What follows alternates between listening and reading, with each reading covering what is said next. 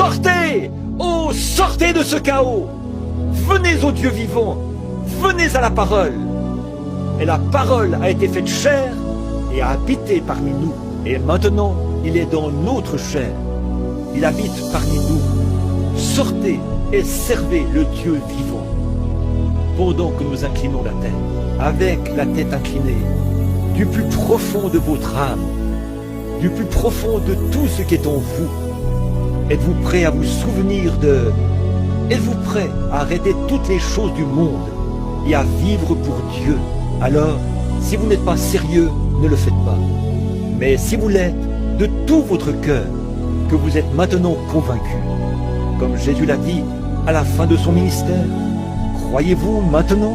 Êtes-vous convaincu que ces choses sont vraies, qu'elles sont confirmées par Dieu, et que nous sommes au temps de la fin, et que vous voulez vraiment venir à Christ maintenant?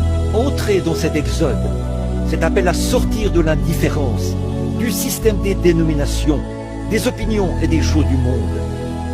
Et vous voulez vous abandonner entièrement à lui et entrer dans l'exode, à destination du pays promis, ce pays béni. Voulez-vous lever la main pendant que nous prions? Êtes-vous vraiment sûr de vouloir sortir, chacun de vous, Père Céleste?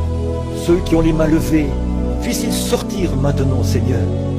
Que le Saint-Esprit, selon la promesse de la parole, que le Saint-Esprit descende dans leur cœur. Dans notre assemblée, il y avait une vingtaine de mains, je pense, Père, de ceux qui sont convaincus et qui savent que c'est vrai, et ils veulent sortir. S'il y avait, au jour de la sortie d'Israël, sur un peuple de 2,5 millions, seulement 2 sont entrés dans le pays. Au jour de Jésus-Christ, c'est environ 120 qui y sont parvenus. Et maintenant, en ces jours de la fin du monde, tu as dit, étroite est la porte, et resserré est le chemin, et il n'y en aura que peu qui les trouveront.